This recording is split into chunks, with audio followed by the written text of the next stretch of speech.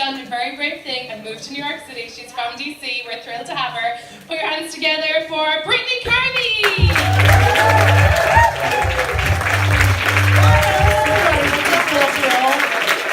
Hi, my name is Brittany. I just moved from Washington, D.C., where everything is fine and normal. I got sick of people arguing at happy hour, so I came here where people argue in the street, and it feels safe.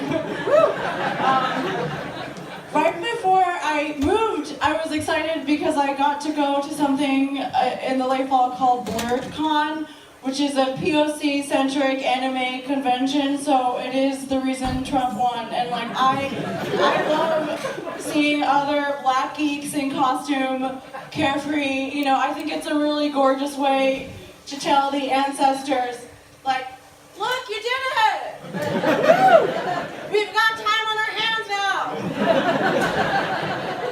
They marched in their Sunday shoes so we could be barefoot like Frodo in Ameria. They followed the North Star so we could be Sailor Moon. Look at us go. They learned to read in secret so we could speak parcel tongue in public.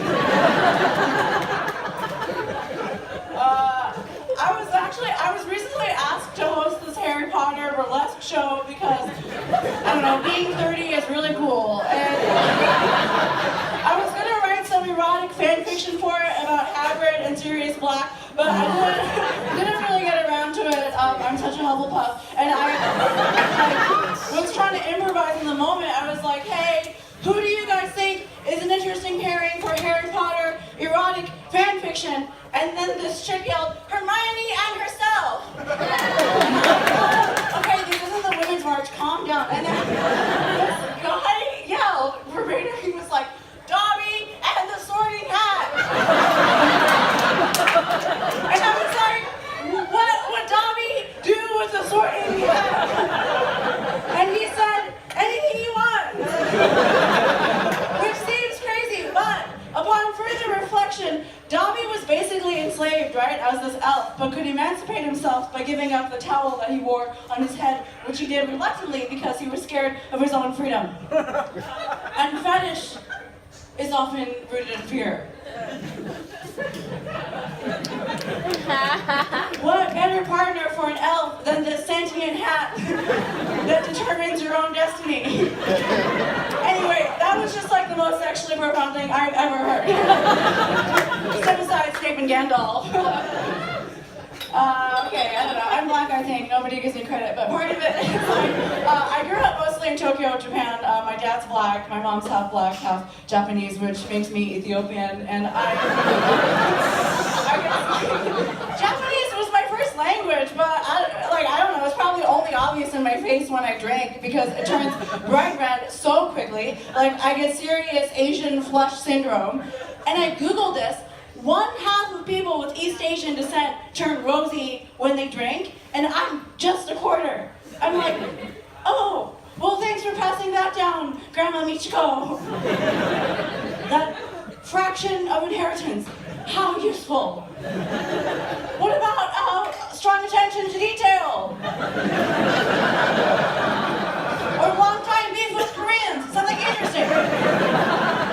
Just full-blown Asian glow, like I'll be at a bar and friends are like, Brittany, what the fuck is wrong with your face? Why is it so red? And I'm just like, I'm a weak link in the genetic chain.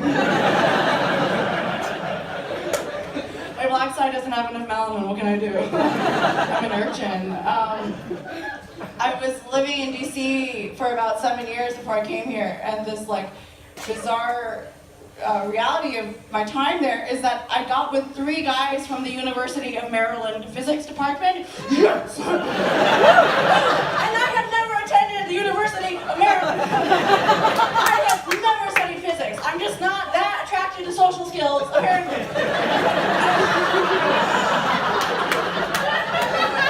And then, like, okay, on OkCupid, I met this person and, like, over food he mentioned that he had to take physics classes for work. And I was like, oh, where? And he said, the University of Maryland. And I was like, oh.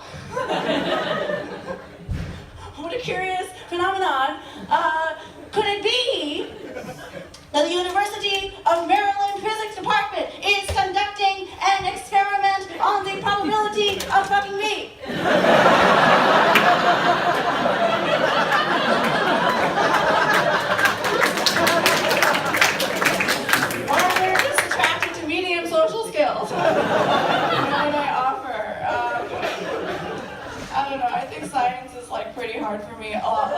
kid, I was diagnosed with severe ADD, and then in my 20s, I got diagnosed with dyscalculia, which is like number dyslexia. But to me, dyscalculia sounds like an STD you'd get from a robot that took all the accounting jobs. But actually, it just means struggling with number sense and time management, so I'm clinically unreliable. And I was late, and my mom was mad at me, but I was trying to joke around. I was like, oops, I have math disease, I'm having an outbreak. And she was like, honey, she said this quote, she was like, okay, you should say on stage that you have math disease because you don't have enough Asian. And I was like, I don't think people will love that. But she's half Asian and was a math major. I'm like 3 halves allowed to tell that joke. Thanks for taking me a long time also. Thank you. It's so fun. New York isn't so bad after all. I have pride in the Williamsburg Whole Foods, but that feels like a rite of passage. Yeah, I don't know. I'm happy to be here. What I did love about DC a lot, though, was like there's so many layers of history, you know, and like math science is hard for me, but I love history. I have a master's in it, which is why I'm here, because when you're in the humanities, you want a stable backup like stand-up comedy. You know, I'm happy to be in New York. It is kind of brutally cold recently, right? And I like when it gets cold, kind of, because it helps me forget about climate change. And like, you know, climate change is really scary, so thank God the jury's still out. I read this thing. So apparently the clothing industry is the 3rd biggest source of pollution to the planet. So that's why we're supposed to wear thrift clothes, because it's less wasteful. But pit stains talk about gross domestic product. So,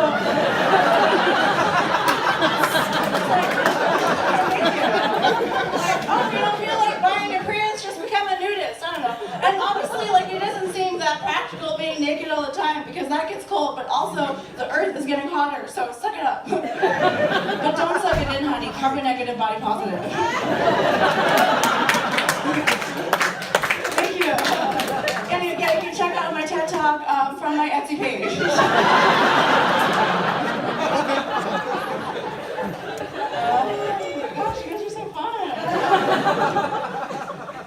I'm very like scatterbrained inherently, and one thing about me is like I love to collect a lot of old records, but I will throw them back into the wrong sleeves and not give a shit. But then once I had a guy over and I wanted to put on something that was slow and sensual, you know, but actually it was Barbados Steel Drum Orchestra, which is very fast tropical jamming, and like I love calypso.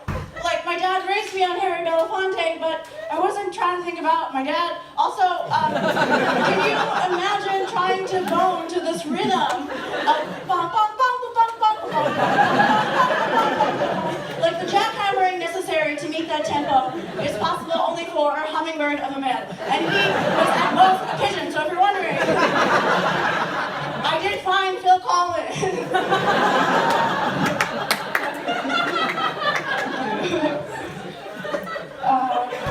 Are you guys drinking? Woo! Fun day, a little bit. So I'm gonna wind down, but one thing I remember from grad school is okay, the thing about drinking is we have all these expressions in English for getting drunk, right? And sometimes they're based on historical shit. So for example, Benjamin Franklin had one. So the colony of Barbados had all these sugar plantations and made a lot of rum. And so Franklin called the act of being drunk "Vin to Barbados." And I love to imagine him trying to make this a thing at a party. And then just confusing the shit out of John Adams. You know, he's like, "It appears our friend Jefferson has been to Barbados." And then Adams was like, "Does he have a bastard child in the Indies?" And then Jefferson was just in the party like, "Spring break, 89! 89! Anyway, I feel like I could be Jefferson's type. Not my first white man with a ponytail that runs an urban farm. Also,